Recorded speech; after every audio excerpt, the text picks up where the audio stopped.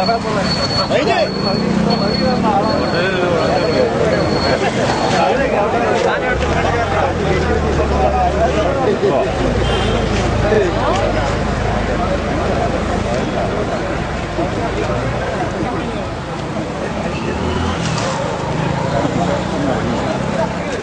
കൺവെൻഷനിൽ പങ്കെടുക്കാൻ എത്തിച്ചേർന്നിരിക്കുന്ന മുഴുവൻ ആളുകളും മുന്നോട്ട് കടന്നു വരണം.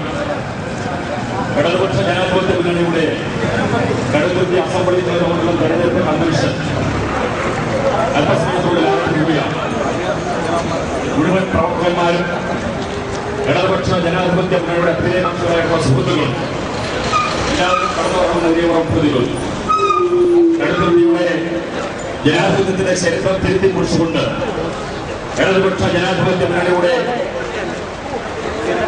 സ്വീകരണം ഏറ്റുവാങ്ങി കടുത്തുരുത്തിയുടെ ജനനായകൻ വികസന സ്വപ്നം സാക്ഷാത്കരിക്കുന്നതിന് വേണ്ടി ഇടതുപക്ഷ ജനാധിപത്യ മുന്നണിയുടെ പിന്തുണ സ്വീകരിച്ചുകൊണ്ട് ഈ വേദിയിലേക്ക്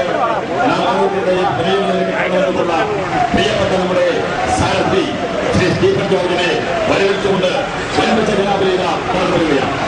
കടുത്തുരുത്തി പട്ടണത്തിന്റെ രാജവീതികളെ തിരുവനന്തപുരം ഇടതുപക്ഷ ജനാധിപത്യങ്ങളുടെ പ്രവർത്തനം നൽകിയ ഭാഗമായ സ്വീകരണങ്ങൾക്ക് നന്ദി നമ്മുടെ പ്രിയപ്പെട്ട സാരഥി ഈ വേദിയിൽ സംഘടനയായിരുന്നു. മുഴുവനാളും ഈ വേദിയിലേക്ക് ബന്ധപ്പെടുന്നത് വിനയപൂർവ്വം കടുത്തുരുത്തിയുടെ ചരിത്രത്തെ പ്രകമ്പനം കൊള്ളിച്ചുകൊണ്ട് ജനാധിപത്യത്തിന്റെ ചരിത്രത്തിൽ രാഷ്ട്രീയ വഞ്ചനയ്ക്ക് സ്ഥാനമില്ലെന്ന് ഉറക്കം പ്രഖ്യാപിച്ചുകൊണ്ട് കടുത്തുരുത്തിയുടെ പ്രിയപ്പെട്ട ജനാധിപത്യമുള്ള പൗരത്വമുള്ള അക്ഷയകന്മാർ ഇതാ കടന്നു വരികയാണ്. നമ്മുടെ തെരഞ്ഞെടുപ്പ് കൺവെൻഷൻ കൂടെ ആരംഭിക്കുകയാണ്. മുഴുവനാളുകൾ ഈ വേദിയിലേക്ക് ഈ കൺവെൻഷൻ ഹാളിലേക്ക് കടന്നു വരാമെന്ന് വിനയപൂർവ്വം അഭ്യർത്ഥിക്കുന്നു. ഇടതുപക്ഷ ജനാധിപത്യ മുന്നണിയുടെ ആദരണീയരായ എല്ലാവരും തന്നെ ഇവിടെ സജ്ജീകരിക്കണം. ഇടതുപക്ഷ ജനാധിപത്യ മുന്നണിയുടെ നമ്മുടെ സനാതനായ നേതാക്കന്മാർ അല്പസമയത്തിനുള്ളിൽ എത്തിച്ചേരും. അങ്ങനെയാണ് കേരള കോൺഗ്രസ് പാർട്ടിയും അതുപോലെ തന്നെ കോൺഗ്രസ് ശ്രീ ആന്റണിയെ നേതൃത്വം നൽകുന്ന പാർട്ടിയും മറ്റ് പാർട്ടികളുമെല്ലാം ചേർന്നുകൊണ്ട് ഇടതുപക്ഷ ജനാധിപത്യ മുന്നണി 1980 രൂപീകരിക്കുകയും ഇന്നും ആ പ്രക്രിയ ഇവിടെ തുടരുകയും ചെയ്യുന്നത്. എന്നാൽ ഇടതുപക്ഷ ജനാധിപത്യ മുന്നണി കേവലം ഇടതുപക്ഷ ജനാധിപത്യ മുന്നണി എന്നുള്ള കുറെ പാർട്ടികൾ ചേർന്നുള്ള ഒരു മുന്നണി മാത്രമല്ല. സമൂഹത്തിലെ പുതിയ ജനകീയ നേട്ടങ്ങൾക്ക് ഉയരും ഊർജവും പ്രദാനം ചെയ്യുവാൻ കഴിയുന്ന പുതിയ താല്പര്യങ്ങളോടുകൂടി കടന്നു വരുന്ന വ്യക്തികൾ അവർ ഇന്നലെ എന്തു തന്നെ നിലപാടുകൾ സ്വീകരിച്ചാലും പുതിയ നിലപാടിലേക്ക് അവർ മാറുമ്പോൾ ഇടതുപക്ഷ മുന്നണി ഇടതുപക്ഷ ജനാധിപത്യ മുന്നണിയായി വികസിപ്പിച്ചതിനെടുത്ത തത്വം തന്നെ ഇപ്പോഴും തുടരുകയാണ്. അതുകൊണ്ട് തന്നെ ഇന്ന് കേരളത്തിൽ UDFന്റെ ഭാഗത്ത് വലതുപക്ഷ മുന്നണിയിൽ കക്ഷികൾ മാത്രമുള്ള ഒരു മുന്നണിയായി നിൽക്കുമ്പോൾ ഇടതുപക്ഷ മുന്നണി വികസിപ്പിച്ച് ഇടതുപക്ഷ ജനാധിപത്യ മുന്നണിയായി അത് മാത്രമല്ല ഇന്ന് സമൂഹത്തിലെ ശാസ്ത്രജ്ഞന്മാർ അതുപോലെ തന്നെ സാമൂഹ്യ രംഗത്ത് സാംസ്കാരിക രംഗത്ത് പ്രവർത്തിക്കുന്നവർ ഡോക്ടർമാർ അതുപോലെ വിവിധ തുറകളിൽ സമൂഹത്തിന് രാഷ്ട്രീയത്തിന്റെ പ്രധാന പ്രവർത്തകർ എന്നുള്ള നിലയിൽ അല്ലാതെ തന്നെ സംഭാവന ചെയ്ത് രാഷ്ട്രീയ പ്രവർത്തകരെ പോലെ തന്നെ നമ്മുടെ ഇടതുപക്ഷ ജനാധിപത്യ മുന്നണിയുടെ കോട്ടയത്തെ കൺവീനർ സത്യത്തിൽ ഇവിടെ ജനിച്ചു വളർന്ന മോൻസി ജോസഫ് ഇവിടെ തന്നെ വളർന്ന ഞാനും നിൽക്കുന്നത് കൊണ്ട് വ്യക്തിപരമായ അത്തരം കാര്യങ്ങളിൽ എന്നെ കൊണ്ട് കഴിയാവുന്ന ചെറിയ സഹായവും അക്കാര്യത്തിൽ ചെയ്തിട്ട് തന്നെയാണ് മാന്യമായി നിൽക്കാൻ ഇട വന്നിട്ടുള്ളത്. അപ്പൊ ഇതിലെ ഞാൻ സൂചിപ്പിക്കുന്നത് ഇതൊക്കെ എന്തിനു വേണ്ടിയിട്ടായിരുന്നു ചെയ്തത്? ആരുടെയും ഞങ്ങൾക്ക് വേറെ ഏതെങ്കിലും ഒരു താല്പര്യത്തിന്റെ പ്രശ്നമുണ്ടായിരുന്നു. നാടിന്റെ പൊതുകാര്യങ്ങൾ നന്നായി നടക്കണം, അതിനുവേണ്ടി നിൽക്കണം, അതൊക്കെയാണ് ഉദ്ദേശിച്ചിരുന്നത്. അതിനനുസരിച്ച് തന്നെയാണ് ഈ പറയുന്ന രീതിയിലുള്ള പ്രവർത്തനങ്ങൾ സംഘടിപ്പിച്ചു മുമ്പോട്ട് പോകാനും കഴിഞ്ഞിട്ടുള്ളത്. അപ്പൊ അതിൻ്റെ ഇടയിൽ ശ്രീ PJ ജോസഫ് ഞങ്ങളിൽ നിന്ന് വിട്ടുപോയി. പത്രക്കാർ അദ്ദേഹത്തിനോട് ചോദിച്ചു, എന്ത് നിങ്ങൾ എന്തിനാണ് വിട്ടുപോകുന്നത്, എന്തെങ്കിലും കുഴപ്പമുണ്ട്? എനിക്ക് അങ്ങനെ ഒരു അഭിപ്രായം. അദ്ദേഹം പറഞ്ഞ അങ്ങനെയാണ്, മോൻസി ജോസഫ് എന്ന് പറഞ്ഞിട്ടില്ല അദ്ദേഹം, എന്നാലും അദ്ദേഹം പറഞ്ഞു എനിക്ക് അങ്ങനെ ഒരു അഭിപ്രായമില്ല. അദ്ദേഹത്തിനോട് ചോദിച്ചു, നിങ്ങൾ ഇടതുപക്ഷ ജനാധിപത്യ മുന്നണിയിലോട്ട് പോകുമ്പോൾ നിങ്ങളെ സംബന്ധിച്ചിടത്തോളം കേട്ടിരുന്നത് പള്ളിയെ തള്ളിപ്പറഞ്ഞാലേ വരാൻ കഴിയൂ എന്നാണ്. ഈ അടുത്ത ദിവസം അപ്പോൾ PJ ജോസഫ് പറഞ്ഞു അത് ശുദ്ധ കളവാണ്, മലയാള മനോരമ ഉണ്ടാക്കിയ കളവാണ്, എന്നോട് അങ്ങനെ പറഞ്ഞിട്ടുമില്ല, EMS പറഞ്ഞെന്നാണ്. EMS പറഞ്ഞിട്ടുമില്ല, ഞാനിട്ട് മറുപടിയും പറയേണ്ട ഒരു കാര്യവും അക്കാര്യത്തിൽ വന്നിട്ടില്ല എന്നുള്ളത്. എന്താ ഞാനത് സൂചിപ്പിക്കാൻ കാരണം, ഇതിൽ വിട്ടുപോയിട്ട് PJ ജോസഫിന്റെ നേതൃത്വത്തിലുള്ള കേരള കോൺഗ്രസിന് ഇടതുപക്ഷ ജനാധിപത്യ മുന്നണി ഇന്ന കുറ്റം ചെയ്തു എന്ന് പറയാൻ കഴിയുന്ന ഒരു കാര്യവും ഉണ്ടായിരുന്നില്ല എന്നുള്ളതാണ് വസ്തുത.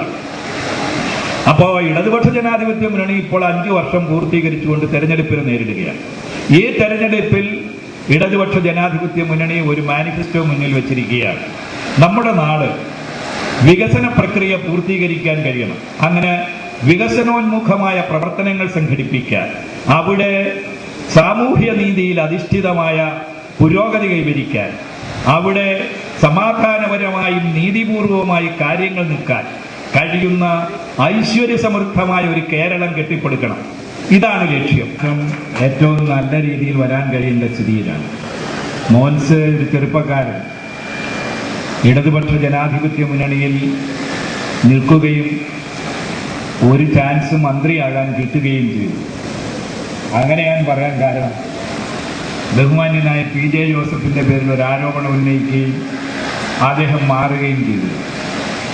അദ്ദേഹത്തിന് ശേഷം കുരുവിള വന്നിരുന്നു. കുരുവിളയും ഒരു ആരോപണ വിധേയനായി മാറേണ്ടി വന്നു. ഇടതുപക്ഷ ജനാധിപത്യ മുന്നണിയിൽ വന്ന 2 മന്ത്രിമാരെ മാത്രമാണ് ആ സ്ഥിതിയുള്ളത്. അപ്പോഴാണ് മോൻസി ജോസഫ് അധികാരത്തിൽ വരുന്നത്.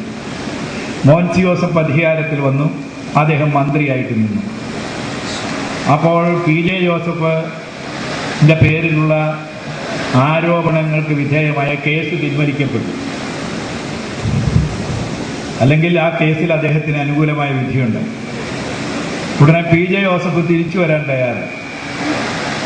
വരാൻ തയ്യാറായപ്പോൾ സ്വാഭാവികമായിട്ട് മോൻസി ജോസഫ് ഇറങ്ങുകയാണെങ്കിൽ, മോൻസി ജോസഫ് ഇറങ്ങിയതിൻ്റെ എത്രയോ ദിവസങ്ങൾക്ക് മുമ്പ് മോൻസി ജോസഫ് ഇറങ്ങണമായിരുന്നു. ആ കാര്യങ്ങൾ അതിനകത്ത് മനസ്സിലാക്കാൻ വേണ്ടി ഞാൻ പറയുകയാണ്. ഒരു ചെറുപ്പക്കാരൻ ഉടനെ തന്നെ അങ്ങനെ ഇറങ്ങിപ്പോകണ്ട എന്ന് മനസ്സിൽ കാണുന്നതിൻ്റെ ഒരു പ്രത്യേകതയാണ് കുറച്ച് ദിവസങ്ങൾ കൂടി മോൻസി ജോസഫ് മന്ത്രിയായിട്ടിരുന്നു. പക്ഷേ അതിത്ര വലിയ രൂക്ഷമായ ഒരു സ്ഥിതിയാണോ എന്ന് നമ്മൾ അറിഞ്ഞില്ല. ചിലരെല്ലാം ഇതിൽ നിന്നുകൊണ്ട് ഇടതുപക്ഷ ജനാധിപത്യ മുന്നണിയെ തകർക്കാനുള്ള നീക്കങ്ങളിൽ ഏർപ്പെടുന്നു എന്ന് ഞങ്ങൾ അറിഞ്ഞിരുന്നു. അതുകൊണ്ട് തന്നെ ഞങ്ങൾ ഓരോരുത്തരോടും ചോദിച്ചു, നിങ്ങളാരെങ്കിലും ഈ പരിപാടികളിൽ ഉണ്ടോ എന്ന് ചോദിച്ചു. ഇവരോരോരുത്തരും പറഞ്ഞേ അങ്ങനെയൊന്നും ഇല്ല എന്ന് തന്നെ പറഞ്ഞു. കാരണം നമുക്ക് മോൻസി ജോസഫിനേക്കാൾ കൂടുതൽ, എന്നേക്കാൾ കൂടുതൽ പരിചയമുള്ളതാണ്. മഹാനായ ക്രിസ്തുദേവൻ അത്താഴ വിരുന്നിലിരുന്നു കൊണ്ട് ചോദിച്ചു, അല്ലെങ്കിൽ പറഞ്ഞു, ഇതിലൊരാൾ ഞങ്ങളെ തള്ളി പറയുമെന്ന്. അതുപോലെ ഞങ്ങൾക്കറിയാമായിരുന്നു ആരോ ഒരാൾ തള്ളി പറയുമെന്ന്. പക്ഷെ അവരെല്ലാവരും നേരിട്ട് പറഞ്ഞു അങ്ങനെ പറയലെന്ന്, അങ്ങനെ പറയുന്ന ഒരു പ്രശ്നമില്ലെന്ന് പറഞ്ഞു. എന്തായാലും മോൻസി ജോസഫിന് അന്ന് ക്രിസ്തുദേവനെ ഒറ്റുകൊടുത്തവന് കിട്ടിയ വെള്ളിക്കാശ് ലഭിച്ചു എന്നാണ് എൻ്റെ തോന്നല്. പക്ഷേ അദ്ദേഹം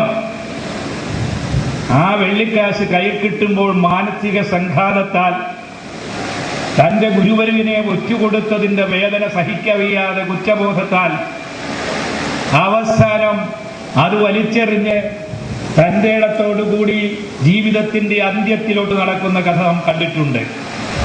ഇവിടെ അത് സംഭവിക്കുമെന്ന് ഞാൻ വിചാരിക്കുന്നില്ല. അദ്ദേഹത്തിനോടും പരാമർശിക്കാനോ സാമ്യപ്പെടുത്താനോ കഴിയാത്ത ഒരു കഥാപാത്രമായി നമ്മുടെ ഈ സുഹൃത്ത് അധപ്പതിച്ചതിൽ വളരെ വേദനയുണ്ട്. വഞ്ചിച്ചതിൽ ഞാൻ കുറ്റം പറയുന്നില്ല. അത് ഓരോരുത്തരുടെ സ്വഭാവത്തിന്റെ അനുസരിച്ച് അതെല്ലാം വരാനിടവരും. അപ്പൊ അതനുസരിച്ച് ഞാൻ ആ കാര്യങ്ങൾ സൂചിപ്പിക്കുകയാണ്. ഏതെങ്കിലും അർത്ഥത്തിൽ ഇന്ന് വരെ ഇപ്പോൾ ഞാൻ പറയുന്നു, ഇവിടെ സ്റ്റീഫൻ ജോർജ് UDFന്റെ പ്രവർത്തകനായിട്ട് തന്നെ നിന്നതിന് ശേഷമാണ് ഇങ്ങോട്ട് വരുന്നത്. സ്റ്റീഫൻ ജോർജ് ഇങ്ങോട്ട് വരുമ്പോൾ സ്റ്റീഫൻ ജോർജ് പറയുന്നു, ഞാൻ ആ പ്രസ്ഥാനത്തിനോടാണ് കൂടുതൽ അടുത്തിരുന്നത്. അതിന്റെ നേതാവിനെ ഞാൻ മനസ്സിൽ ആരാധിച്ച് ഒരു നിഴല് പോലെ ഞാൻ തുടർന്നിരുന്നു. പക്ഷേ എന്നോട് ഈ ചതി ചെയ്തതിന്റെ പേരിൽ തന്നെ ഞാൻ അവിടെ നിന്ന് ഇറങ്ങിപ്പോയിരുന്നു എന്ന് പറഞ്ഞു. അങ്ങനെ പറയുമ്പോൾ സ്റ്റീഫൻ ജോർജിന് അവിടെയുള്ള ഒരു അനുഭവം അതിന്റെ മുമ്പിൽ നിൽക്കുകയാണ്. മറിച്ച് മോൻസി ജോസഫ് ഇവിടെ ഇനിയിപ്പോ തെരഞ്ഞെടുപ്പ് വരികയല്ലേ, പ്രവർത്തനം എന്ന് പറയണം. ഇടതുപക്ഷ ജനാധിപത്യ മുന്നണിയിൽ എന്തു കുഴപ്പം കൊണ്ടാണ് നിങ്ങൾ ഇറങ്ങിപ്പോരാൻ ഇടവന്നതെന്ന് ഇന്ന് വരെ നിങ്ങൾ പറഞ്ഞിട്ടില്ല. ഇല്ലെങ്കിലും അതിവിടെ പറയണം. ഏത് രീതിയിൽ നിങ്ങൾക്ക് ബുദ്ധിമുട്ടുണ്ടായി, ഏത് കാര്യത്തിൽ നിങ്ങൾക്ക് പ്രയാസങ്ങൾ ഉണ്ടായി, എന്തുകൊണ്ട് ഇതിൽ ഇറങ്ങിപ്പോരണമെന്ന് നിങ്ങൾ തീരുമാനിച്ച് പറയണ്ടേ? നീ ഇടതുപക്ഷ ജനാധിപത്യ മുന്നണിയുടെ ഏതെങ്കിലും നയപരിപാടികൾ ഞങ്ങൾക്ക് യോജിക്കാത്തതായിരുന്നെങ്കിൽ അതിപ്പോഴാണ്.